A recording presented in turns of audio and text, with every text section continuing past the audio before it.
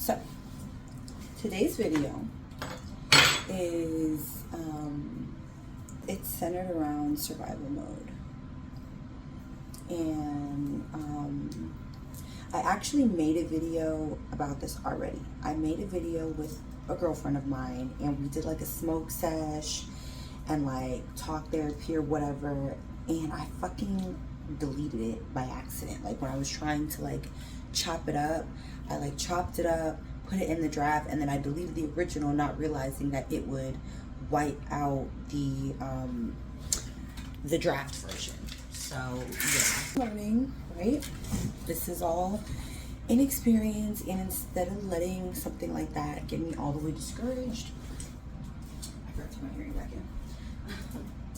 Instead of letting something like that get me all the way discouraged, I was like, maybe that one wasn't the one. Like maybe, that wasn't gonna be the one that connected with the viewers, with you viewers, with the audience. Should you take time to ever watch this? I don't know. No one might ever even see this video. So the audio is much better when I do it on the mic. Honestly, it's too good sometimes. So here we go. All right. So the topic in this video is survival mode. How that connects, I guess, with you. Obviously, I love interactive. I love interactive content. So I don't want to just be making stuff that doesn't seem like it's a topic that anybody relates to or even wants to hear about or discuss. Anyways, I oh, you know what? While I'm doing this, let me put on my mascara. I'll do that before I start. I should have did it.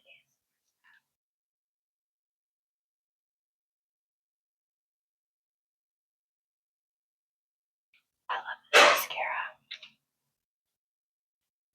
I have it brown, and this time I got it in the blackest black. So I'm really hoping next. Let's see.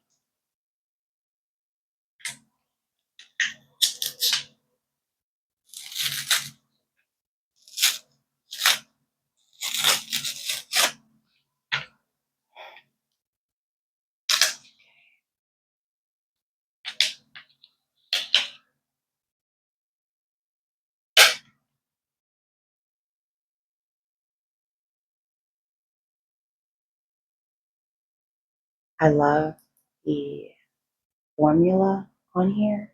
So for me, two things make good mascara. Like to make it good mascara, not just average. Formula and the brush. You can have a great formula and a shitty brush. So it won't matter because you can't apply it right.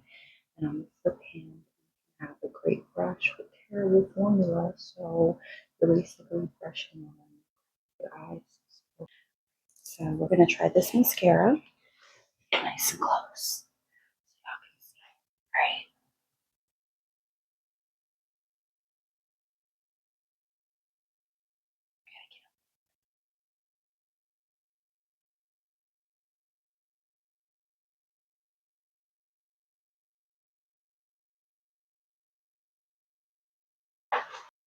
Hey, let me just say, making videos sometimes can be the bane of my existence because it's so time consuming. You have to control your whole environment if you want a good video. Okay, so where were we?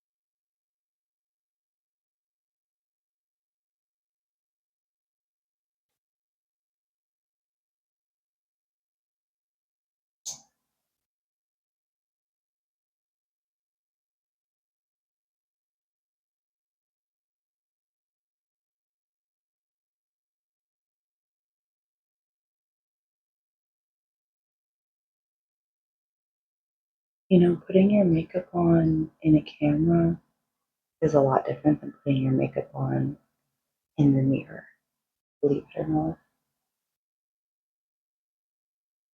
Because the placement, like I could be looking up here, but in the mirror, I could go like this, you know? Like I would be up higher.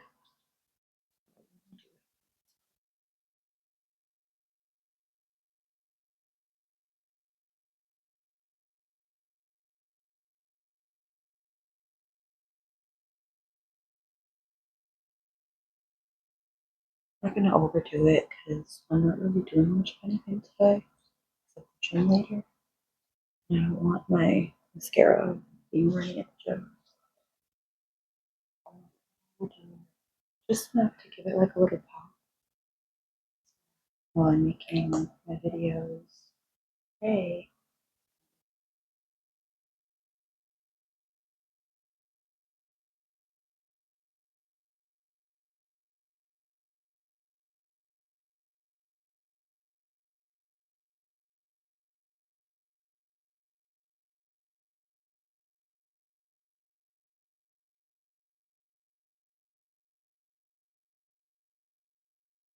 right? See? Put a little. Okay, I found the money shot. So here we go. So in today's video, the topic, as I've said like 3 times, is survival mode.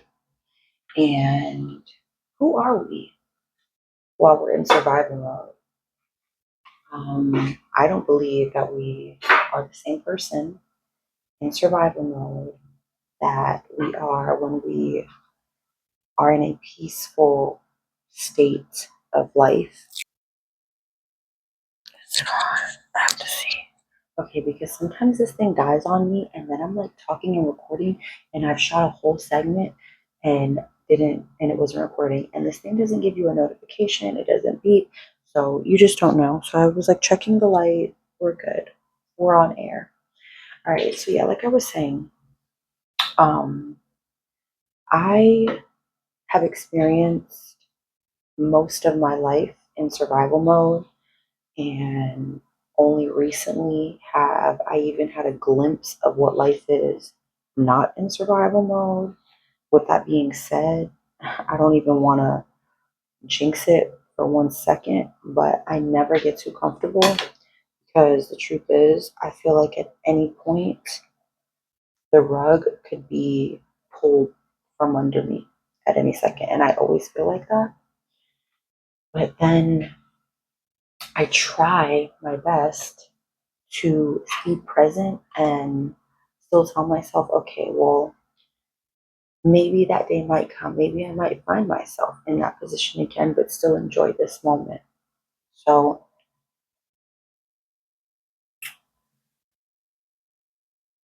let's talk about what it does to your brain when you are in a constant anxiety, panic filled state of mind.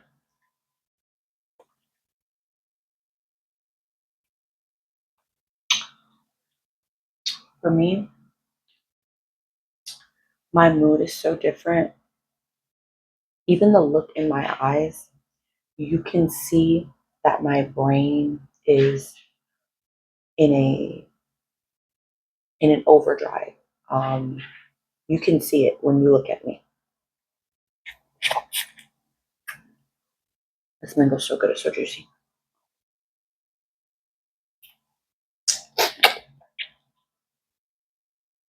I didn't grow up fortunate in any sense of the word. That's a lie. I have one thing that I would consider a luxury, not even a luxury, but a value growing up, and that was growing up having siblings that we were all from the same mom and dad. And the reason that was so significant to me and still remains, now that I'm an adult, is because one, my mom and dad were not married. Two, they were both hardcore struggling drug addicts. Three, they had a very tumultuous relationship. So it just is surprising that neither one of them ever had kids outside of each other. And that still to this day like blows my mind.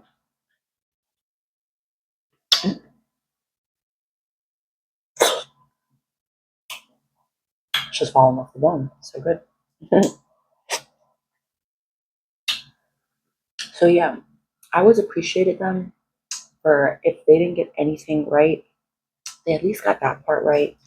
Giving me my siblings, and of course, giving my siblings me. Lord knows I'm the true gift. Um, so yeah, but outside of that, I had, I mean, pretty much no happiness. Everything was always panic and uncertainties.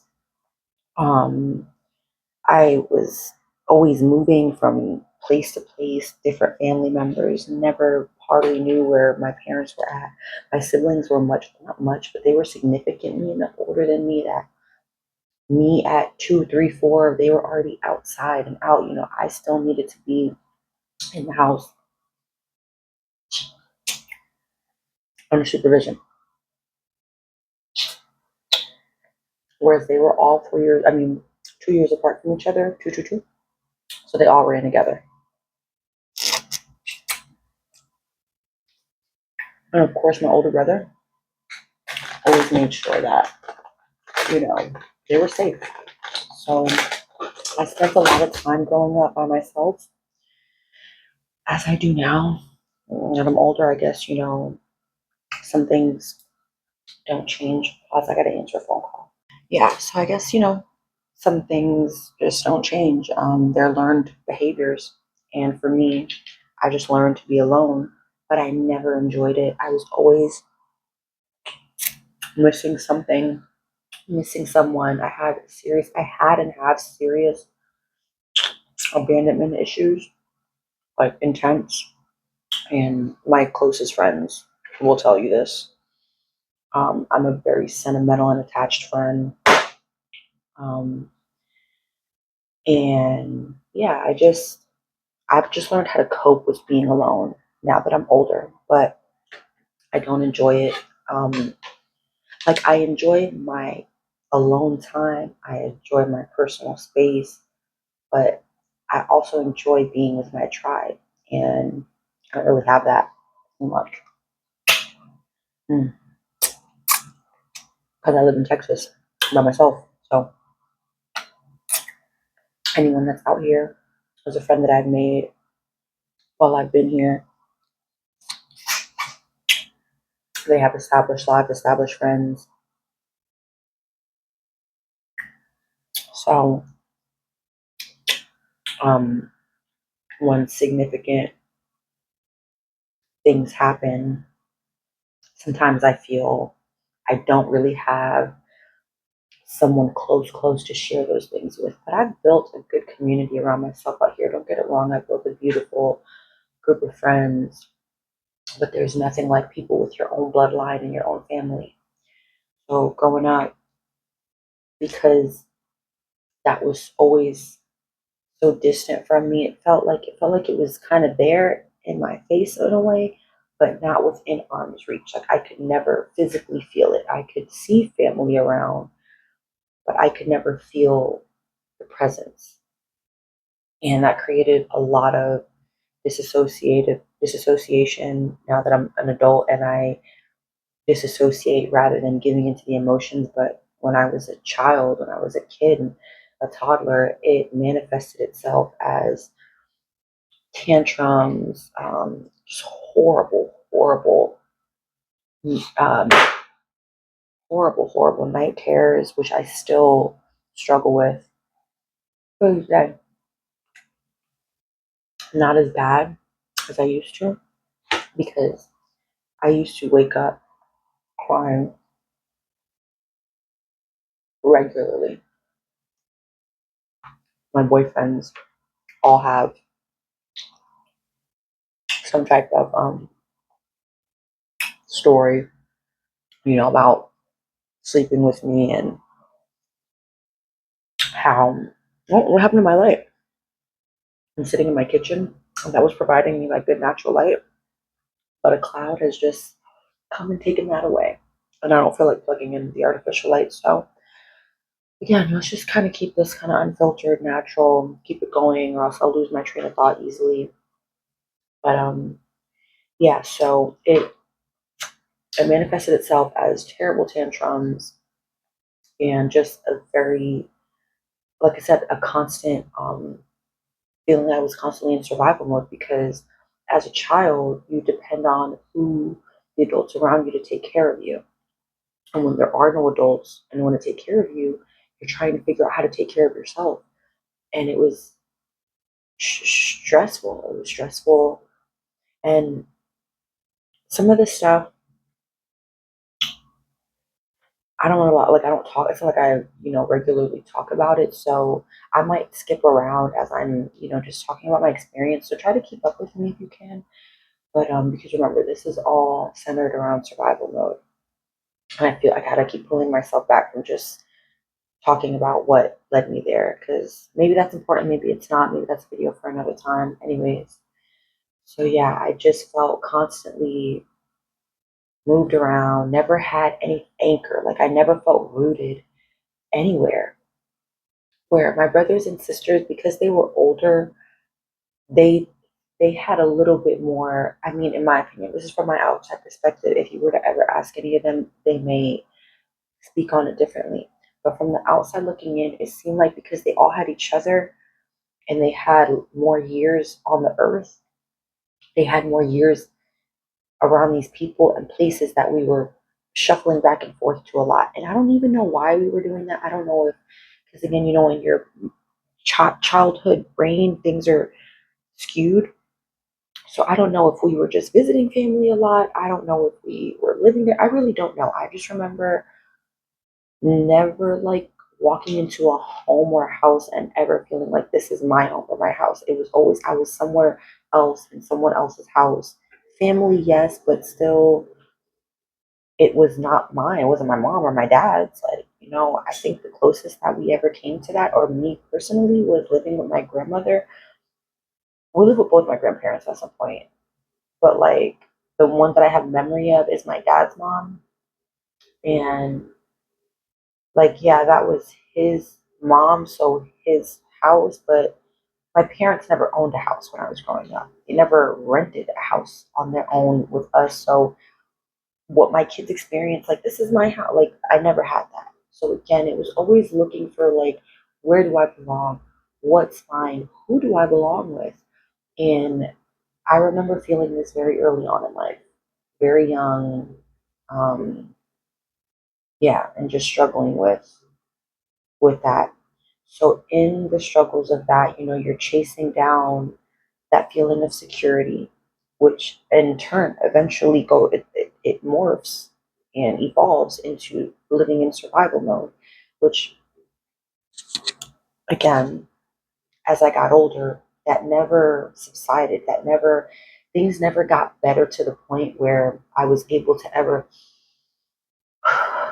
take a deep breath and, you know, be like relieved. I was running literally my whole life, my whole adolescence, up until I was, I guess, old enough to be on my own. Like, but even it's being on my own did not get me out of survival mode. It just thrusted me into now adult survival mode, parental survival mode, because then I threw a kid into the mix. So now I'm not only trying to survive for myself, I'm trying to survive. I'm trying to make sure my kid survives. And all while your world is happening around you, you're seeing people your own age that don't have the same struggles as you. You're meeting people that you do, but then you trauma bond with those people, and you end up unfortunately going down dark paths as a child or as a teenager because then you and this other person or other group of people are bonding over y'all's traumas and festering in the resentment of that. And like I said, if you're lucky enough to where those people, those kids and teens and stuff that you see that are not going through that they never had that, You may be fortunate enough to become friends close enough with them to where you're brought into that inner circle, and it shows you a different way of life, which I did have. I to this day I still am like that. Um, I try not to trauma bond with people. I try to meet people outside of my understanding, lifestyle, perspective, and circle because they can open doors for you. They can bring you to doors that you open for yourself and just show you that your life is might be your normal, but it's not the world's normal, and there's different versions of everybody's normal. So, yeah, you may be fortunate enough to come across a friend like that and who has a good life, good lifestyle, and you end up being brought into their lifestyle by association. And that again, like that can completely take your life in a different direction that it would have if you only stayed in your little circle, what you're exposed to, what you have your own access to. Don't be scared to make friends. The thing about it is quality over quantity. Because you can go get close and be friendly with the popular kids, and they turn right on you. It's about finding one person that you connect with genuinely, that's down to earth enough that they don't judge you, but um, still willing to bring you into their world as a friend, not as a pet project, not as a pity project, as a friend. So, you gotta be able to know the difference. So growing up, I was always chasing that down, threw a kid into the mix, and my brain has never known life outside of survival mode until recently. Maybe I would say just this year when I left my hometown, came out here, made it on my own. Yes, obviously I still have things that, you know, eat at me or I'm like, struggling, but the things that used to haunt me and cripple me no longer have the effect that they do. Are they still unwelcome and unannounced guests in my life sometimes? Yes. But now I know how to let them visit for a moment and not overstay their welcome. Yeah. So also I believe, like I was saying, that it does something to your brain scientifically and molecularly. I believe that living in survival mode for too long becomes so traumatic and so overbearing that your brain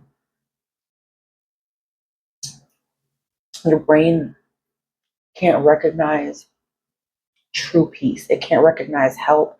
It can't recognize, because now the molecular structure of it has been altered because it's always living in this super stressed state. It's under constant anxiety. It's living on edge.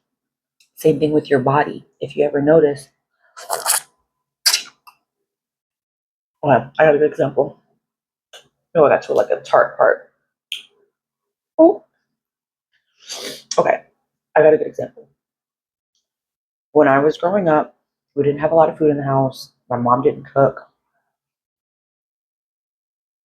We just never really anything to eat other than like, mm, other than she would like bring home, uh, she would bring home the packs of chicken legs that you had to throw in the oven that took like an hour to cook. And mind you, I didn't know how to do this. But anyways, so outside of that, and maybe a really fucking horrible soggy pot of rice that she attempted to boil, we just didn't have anything to eat in the house.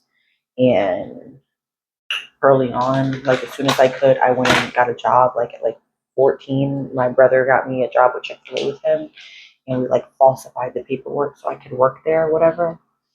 And I remember being like, fine, like, oh my god, like I'm around like food, and they gave you like a free meal for the day and stuff. And I remember being so fucking thrilled, so excited, and that I could feed myself. Like that was It was like the main thing. I was like, oh my God, I can eat now, you know? And yeah, like when I think about it now, again, it's just like, wow, you know, I think honestly, I don't even think about myself. I think about my kids and I think about how much I don't. This is a huge mango, guys. I cannot finish this. This is huge.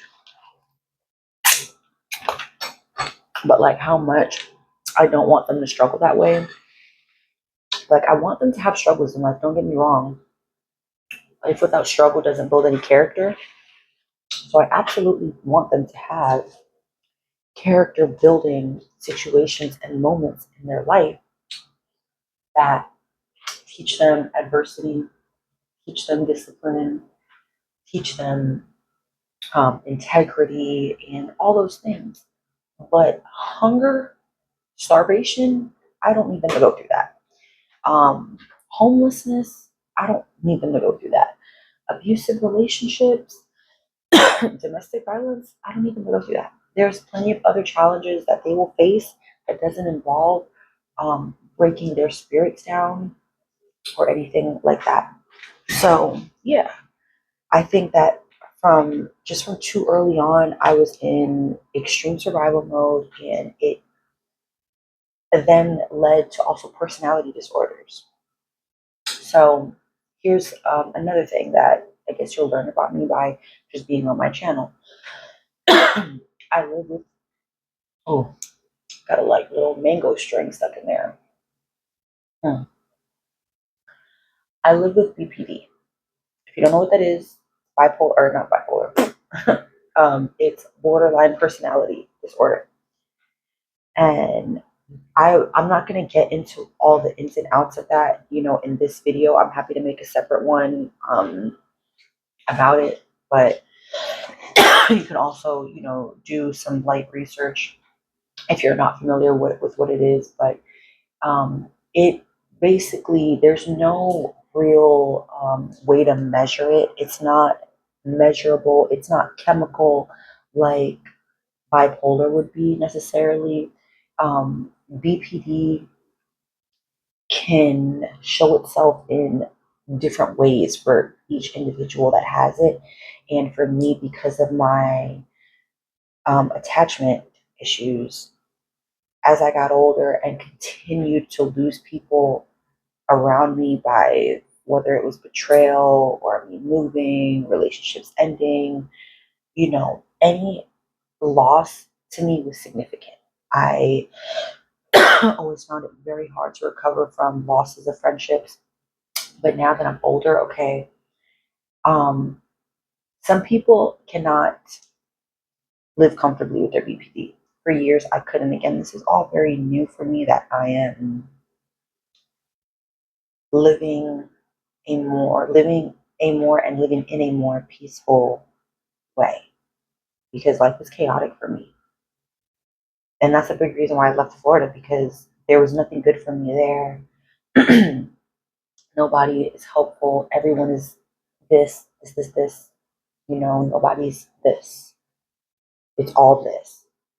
And I just found it draining, exhausting. I just couldn't take it anymore. And it was the best decision I ever made was to leave Florida.